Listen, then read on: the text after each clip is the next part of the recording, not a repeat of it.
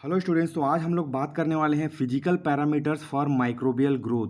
Right. So जब हम micro organisms को, बैक्टीरिया को जब हम अपने लैब में कल्टीवेट कर रहे होते हैं तो बहुत सारे ऐसे फैक्टर्स होते हैं, फिजिकल पैरामीटर्स होते हैं जो उनके ग्रोथ को कहीं ना कहीं अफेक्ट करते हैं, उनको बढ़ाते हैं या उनको कम करते हैं। ये डिपेंड करता है कि कौन सा फिजिकल फैक्टर है। जैसे कि वहाँ का तापमान हो सकता है, टेम्परेचर हो सकता है, मीडिया का पीएच हो सकता है, या फिर कोई बैक्टीरिया है जो जिसको ऑक्सीजन चाहिए, किसी बैक्टीरिया को ऑक्सीजन नहीं चाहिए, किसी बैक्टीरिया के ऑक्सीजन के रहने और नहीं रहने से कोई फ़र्क नहीं पड़ता है ना। और बहुत सारे रेडिएशंस जो प्रकाश होते हैं, जैसे कि सूर्य का प्रकाश फोटोसिंथेसिस के लिए काम आता है। बैक्टीरिया भी फोटोसिंथेसिस करते हैं, बैक्टीरिया भी लाइट से अपनी एनर्जी को प्राप्त करते हैं। तो ये फैक्टर कैसे हो सकते हैं और इनका हम किस तरह से फुलफिल करेंगे जब हम इसको कल्टीवेट कर रहे होते हैं अपने लैब में। तो चलिए जानने की कोशिश करते हैं बेसिकली ये होता क्या है। तो आज का टॉपिक है physical parameters for microbial growth. Right. तो इसमें क्या होता है, पहले the growth of micro organism is influenced by various physical and chemical factors in their environment, of their environment. Bacteria के इन्वायरमेंट में the range of these factors decide the further growth, survival process of their life cycles. Right. तो micro organism in सभी physical और chemical factor से प्रभावित होता है जो कि उनके अपने इन्वायरमेंट में पाया जाता है। इसीलिए कोई भी जो माइक्रो ऑर्गेनिज्म समुद्र किनारे मिलेगा वो समुद्र किनारे ही मिलेगा, जो माइक्रो ऑर्गेनिज्म समर में मिलता है वो समर में ही सर्वाइव कर पाएंगे। मतलब टेम्परेचर, पीएच, जो गंदी नाली में रहेगा वो गंदी नाली में रहेगा, जो फूड बर्नर रहेगा वो फूड बर्नर रहेगा, जो मीट में पैदा होने वाला रहेगा तो वो मीट में पैदा, जो वेजिटेबल्स में रहता है वो वेजिटेबल में, इस तरह से। और ये जो रेंज होते हैं वही उनकी ग्रोथ, उनके बढ़ावे को, उनके जिंदा रहने की का मतलब जो भी उसका रिक्वायरमेंट है उसको, और उनके प्रोसेस जो लाइफ साइकिल के उनके प्रोसेस है, जैसे कि बाइनरी फिजन और रिप्रोडक्शन और जो भी चीज़ है उसको डिसाइड करेगा। तो चलिए एक एक करके जानते हैं इसमें होता क्या है। तो फर्स्ट है टेम्परेचर। तो जब हम टेम्परेचर की बात करते हैं, तापमान की बात करते हैं, डेफिनेटली ये हर लिविंग ऑर्गेनिजम्स के लिए बहुत ज़रूरी है। जैसे कि हम पृथ्वी पे रह पा रहे हैं लेकिन हम चंद्रमा में या मंगल में नहीं रह सकते क्योंकि यहाँ का तापमान हमारे लिए अनुकूलित है। It is optimum for the human being. उसी तरह से हर माइक्रो ऑर्गेनिज्म, क्योंकि वो छोटा ऑर्गेनिज्म है, स्मॉल माइक्रो ऑर्गेनिज्म है, तो उनके लिए डेफिनेटली इट विल मैटर। तो temperature it is the most important factor क्योंकि इट डिटरमाइंस बैक्टीरिया के ग्रोथ के, माइक्रो ऑर्गेनिज्म के ग्रोथ के लिए, माइक्रो ऑर्गेनिज्म के मल्टीप्लिकेशन को, माइक्रो ऑर्गेनिज्म के सर्वाइवल को और उसके डेथ को ये डिटरमाइन करेगा। ये टेम्परेचर पे कंप्लीटली निर्भर रहेगा, डिपेंड रहेगा। ठीक है। तो होता क्या है बेसिकली, जब हाई टेम्परेचर रहता है तो ये डैमेज करता है। क्या क्या चीज़ को डैमेज करता है? Denaturing enzymes, it is also interfering the transport carriers, it is also other protein which is there in the micro organism, उसको भी ये डैमेज करेगा। माइक्रोबियल मेम्ब्रेन जो रहता है उसका, सेल मेम्ब्रेन और प्लाज्मा मेम्ब्रेन, उसको भी डैमेज करता है। और वहीं पे जब दूसरी तरफ हम देखते हैं, जब टेम्परेचर बहुत ही कम रहता है, वेरी लो टेम्परेचर रहता है, तो माइक्रोब सॉलिडिफाई हो जाएगा और enzyme is not going to function, enzyme does not function. Right. तो जब एंजाइम फंक्शन नहीं करेगा तो बाकी चीज़ हो ही नहीं पाएगा, metabolism, reproduction, multiplication, cell division etcetera. तो इसमें बहुत सारे बैक्टीरिया होते हैं जिनको अलग अलग कैटेगरी में रखा गया है। इसको हम क्लासिफिकेशन ऑफ बैक्टीरिया में ऑलरेडी देख चुके हैं, फिर भी यहाँ पे आपको ये चीज़ दिखाना पड़ेगा और लिखना पड़ेगा। तो इस तरह से दो एक्सिस हमने ले लिया, एक्स एक्सिस और वाई एक्सिस। तो एक तरफ ग्रोथ रेट है, एक तरफ टेम्परेचर है। तो इसमें देख सकते हैं हम -10 से 120 डिग्री सेंटीग्रेड टेम्परेचर को हम यहाँ पे दिखा रहे हैं।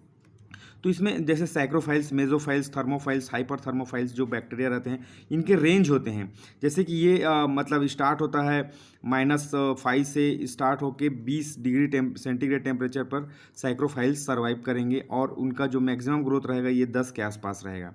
ठीक है। वहीं पे ये 18 डिग्री सेंटीग्रेड से स्टार्ट होके जब 45 डिग्री सेंटीग्रेड तक मेजोफाइल का सर्वाइवल रहेगा और उनका मैक्सिमम सर्वाइवल 30 to 35 के बीच में बहुत ज़्यादा सर्वाइव करेंगे। ये उनका ऑप्टिमम टेम्परेचर होने वाला है ना।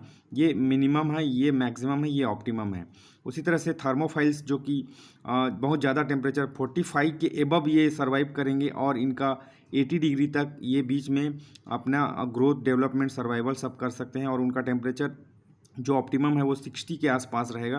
तो जहाँ पे हाईएस्ट पीक रहेगा उसी को ऑप्टिमम टेम्परेचर उस बैक्टीरिया के, उस ग्रुप ऑफ बैक्टीरिया के लिए कहा जाएगा। यहाँ पे 68 से लेके आप देख सकते हैं ये 108 तक है, तो इसको बोलते हैं हाइपर थर्मोफाइल। हाइपर मतलब बहुत ज़्यादा टेम्परेचर में, जैसे कि हम बॉइलिंग पॉइंट ऑफ वाटर उससे भी ज़्यादा मतलब टेम्परेचर में ये, और 90 और 85 के 80 और 90 के बीच में यहाँ पे इसका ऑप्टिमम टेम्परेचर होने वाला है। तो इन टेम्परेचर में ही ये पर्टिकुलर बैक्टीरिया ग्रो कर पाएंगे, कहने का तात्पर्य यही है। दूसरा फैक्टर हम यहाँ पे देख सकते हैं दो, जो कि है पीएच। तो जब हम पीएच की बात करते हैं, पीएच भी बहुत बड़ा इंपॉर्टेंट फैक्टर होता है किसी बैक्टीरिया के लिए। तो microbial growth strongly affected by pH of medium, right. Hydrogen ion concentration कितना है उस मीडियम में, जो भी हम मीडिया बनाए हैं, जैसे कि न्यूट्रिएंट अगार मीडिया है ना, और उसमें उसका पीएच, इसीलिए हम जब भी हम मीडिया बनाते हैं तो उसका पीएच चेक करते हैं, और करना भी चाहिए, ठीक है। तो क्या होता है, जब वेरिएशन इन पीएच, अगर पीएच में वेरिएशन आ जाता है तो क्या हो सकता है, साइटोप्लाज्मिक डिस्टर्ब, प्लाज्मा मेम्ब्रेन, है ना। तो ये प्लाज्मा मेम्ब्रेन जो रहेगा वो डिस्टर्ब हो जाएगा, है ना। और क्या होगा, ये एंजाइम की एक्टिविटी को इनहिबिट कर देगा, और मेम्ब्रेन प्रोटीन ट्रांसपोर्ट को भी अफेक्ट करेगा, राइट। तो इसी तरह से जब पीएच के रेंज पे हम क्लासिफिकेशन में भी इसको भी देख चुके हैं कि एसिडिक, और जब पीएच स्केल को हम देखते हैं तो इसमें 3 मेन कैटेगरी होता है, एसिडोफाइल्स, अल्कालोफाइल्स एंड न्यूट्रोफाइल्स। इसके बाद जब एक्सट्रीम एसिडोफाइल्स भी हम इसमें रख सकते हैं, एक्सट्रीम एसिडोफाइल जो कि बहुत 0 से 2 के आसपास जो सर्वाइव करेंगे। एसिडोफाइल्स मतलब एसिडिक इन्वायरमेंट में मिनिमम एसिडिक, न्यूट्रोफाइल्स मतलब यही 7 to 7.5 में रहेगा जो सर्वाइव करेंगे। एल्कालोफाइल्स मतलब वही 8 से 12 तक रहेगा, और एक्सट्रीम एल्कालोफाइल्स मतलब वो 14 तक भी सर्वाइव कर पाएंगे। तो इस साइड एसिडिक रहेगा, इस साइड बेसिक रहेगा। तो ये जो पर्टिकुलर बैक्टीरिया का कैटेगरी डिवाइड हुआ है, इसी कैटेगरी में पीएच जो मीडियम का होने वाला है, अगर उसका पीएच इस तरह से एडजस्टेड रहेगा तभी this kind of bacteria can survive, ठीक है। अगर ऐसा नहीं होता है, एसिडोफाइल्स को आप हम इस पीएच में डाल देंगे और ग्रो करेंगे, तो ये सब प्रॉब्लम होने वाला है, और bacteria will not be able to grow, उनका ग्रोथ नहीं होगा, ठीक है। इसके बाद एक और इम्पॉर्टेंट चीज़ है यहाँ पे जिसको हम देख सकते हैं, इसको बोलते हैं ऑस्मोटिक प्रेशर, ठीक है।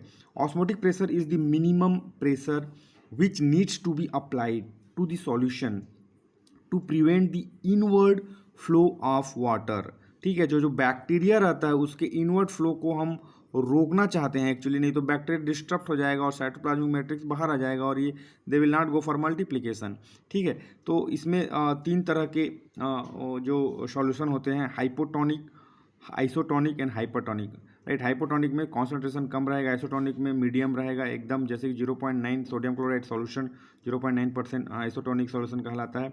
देन हाइपरटोनिक जिसमें हाई कॉन्सेंट्रेशन रहेगा। तो इसमें भी 2 तरह के माइक्रो ऑर्गेनिज्म पाए जाते हैं, osmotolerant which can grow at high salt concentration, बहुत ज़्यादा सॉल्ट कंसंट्रेशन में दे कैन ग्रो होते हैं। इसके एग्जांपल है स्टेफाइलोकोकस स्पीसीज, जो भी स्पीसीज स्टेफाइलोकोकस स्पीसीज है वो इसमें आते हैं। और दूसरा है हेलोफाइल्स। हेलोफाइल्स मतलब they can grow eight 0.2 to 0.6 salt concentration. Example है हेलोबैक्टीरियम, हेलोबियम, इजी एग्जाम्पल है, इसको भी आप लिख सकेंगे, है ना। तो ये हो गए 3 पैरामीटर्स जो कि अफेक्ट करते हैं। इसके अलावा और भी पैरामीटर्स हैं जिनको हम अपने आंसर में लिखना चाहिए। तो ये है हाइड्रोस्टैटिक प्रेशर। तो हाइड्रोस्टैटिक प्रेशर क्या होता है, it is a force acting per unit area. तो जैसे ही हम ज़्यादा प्रेशर डालेंगे तो उसमें definitely pressure will increase, and उसमें भी 2 तरह के बैक्टीरिया पाए जाते हैं जो प्रेशर से अफेक्ट होते हैं, like barotolerant does not affected by high pressure, इनको प्रेशर से उतना खास फर्क नहीं पड़ता, वे ग्रो हो ही जाते हैं। उसके बाद होता है बेसोफाइल्स, ये grow at moderate hydrostatic pressure, medium pressure है तो ठीक है, अगर ज़्यादा है तो they will not be able to survive. उसके बाद आता है गैसियस रिक्वायरमेंट। गैस बहुत बड़ा फैक्टर है, बहुत बड़ा पैरामीटर है कुछ बैक्टीरिया के लिए, जो इससे सर्वाइव नहीं कर पाएंगे अगर उनको ऑप्टिमम कंडीशन नहीं मिला तो।